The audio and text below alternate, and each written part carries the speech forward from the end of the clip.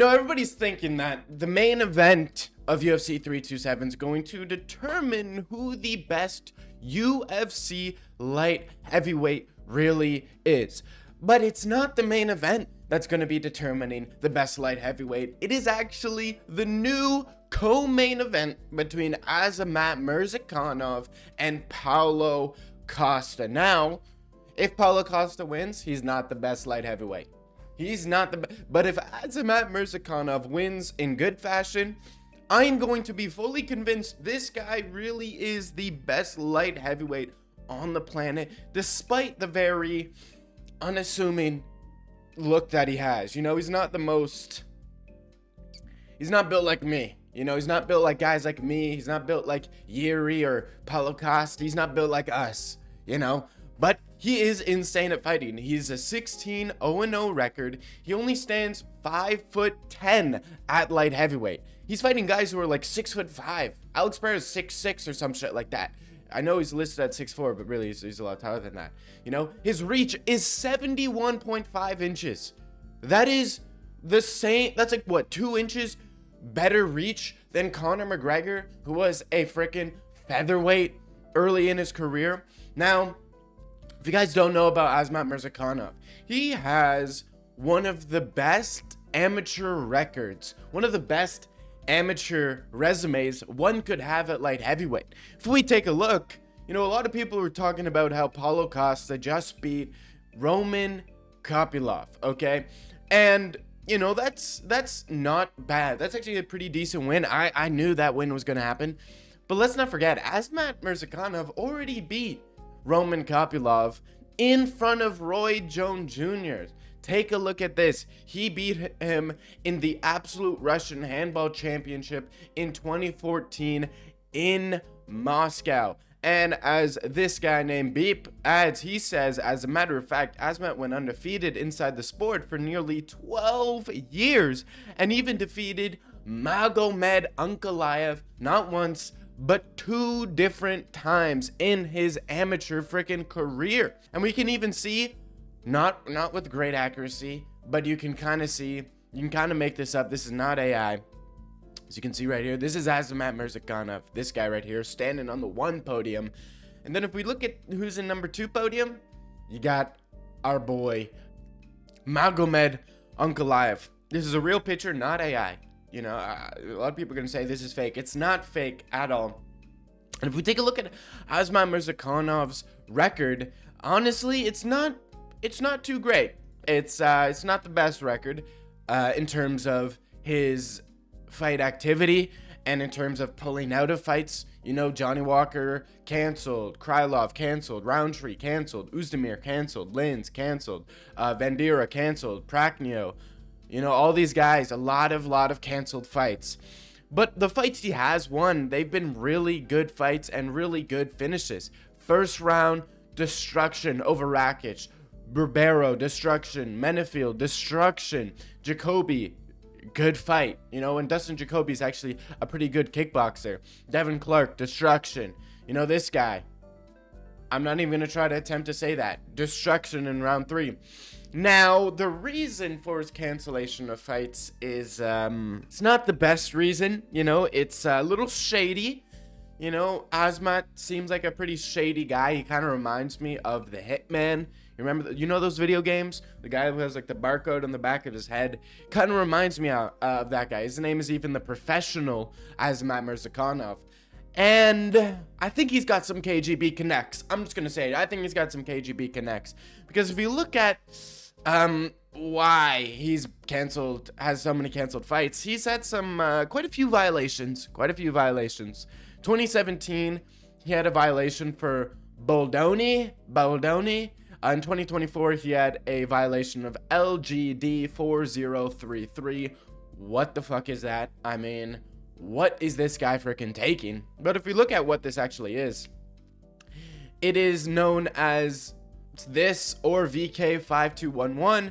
It is a non-steroidal selective androgen receptor modulator. It's a SARM designed to increase lean muscle mass and treat muscle wasting. Come on. You think this guy's taking anything that's increasing lean muscle mass And this guy's not taking a single thing to increase lean muscle mass. Maybe he's just insecure. Maybe he doesn't use steroids for fighting purposes. Maybe he just uses it to get skinny, you know, and lose some weight here. But he also got banned for this, which is balondied, balonanone, balonda. And it's often known as the brand of Epicotu. It's a synthetic anabolic androgenic steroid originally developed for veterinary use to increase muscle growth and appetite in horses. Where the fuck is this guy getting this shit? What? This guy's on lean muscle. This guy's on muscle mass growers? Seriously? Maybe that's the whole point of him staying fat, is that he can pop for steroids, and then anytime someone says anything, you could just be like, guys, take a look at me. Do you think do I look like the type of guy to be on steroids? Come on, guys.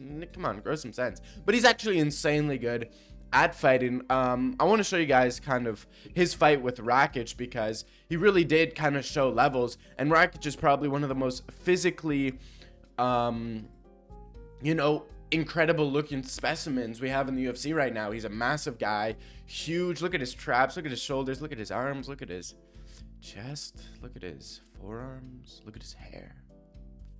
But anyways, let's take a look at the destruction of Alexander Rakic. Now, one thing I do want to say before we take a look into this, could you imagine if Azamat Murzakanov was the same build as Rakic? I feel like everybody would be afraid of him, but because he has this unassuming build, I feel like a lot of people disrespect him. But let's just take a look at this. Inside leg kick, very bouncy, very light on his feet, you know. He's doesn't fight like a light heavyweight. He kind of fights like a middleweight, even probably better than a middleweight, probably like a welterweight at this point.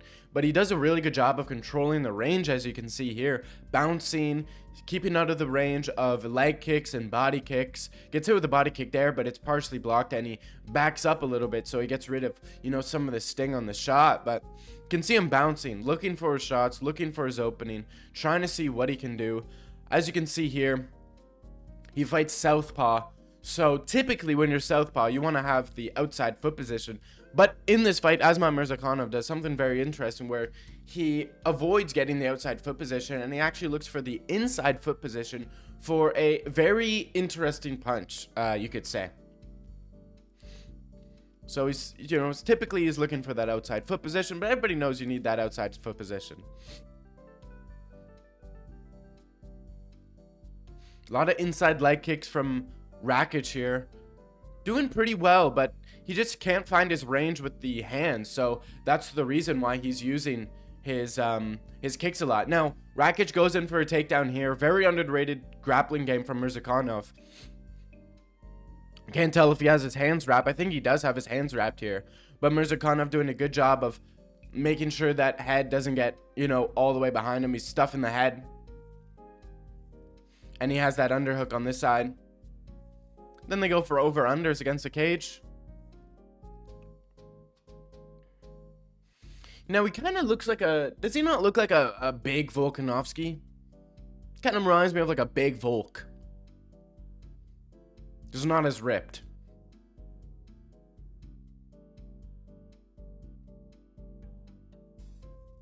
Then he goes to the body. That was a nice body shot.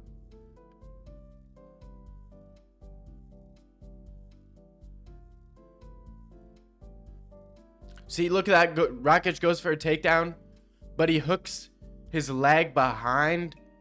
You can see the shin of Rakic.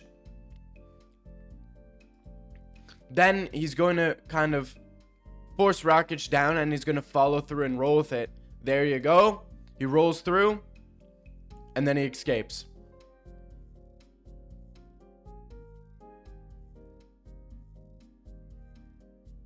Oh, so you see that? Hold up. Let's see that again.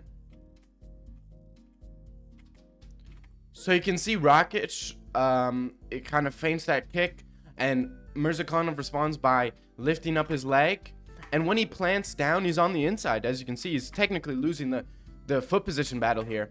But as you can see, as Rakic goes to go on the outside to set up the outside hand straight, Murzakanov realizes this and steps on the inside so that his jab is the one that's lined up perfectly straight with Rakic's head. and he pushes down a lot so he can get a lot of force, comes in hard, and finishes Rakic. Now, Paulo Costa, typically, he's very good against southpaws. You look at his record, he does his best work against southpaws, like Kopylov, who was a southpaw. Murzakanov is a southpaw. Now, Paulo Costa also does his best work against guys who are relatively stationary. Murzakanov is not a stationary fighter at all. And for this reason, I think he's going to absolutely destroy Paulo Costa within the first 2 rounds, or win a decision where he dominates the first 2 and loses the 3rd round, because his gas tank isn't the greatest, in my opinion, especially for 205, because he is a strong, powerful striker. Now, let me know what your guys' thoughts are. Who do you think wins between Paulo Costa and Alexander? Why do I keep saying Alexander?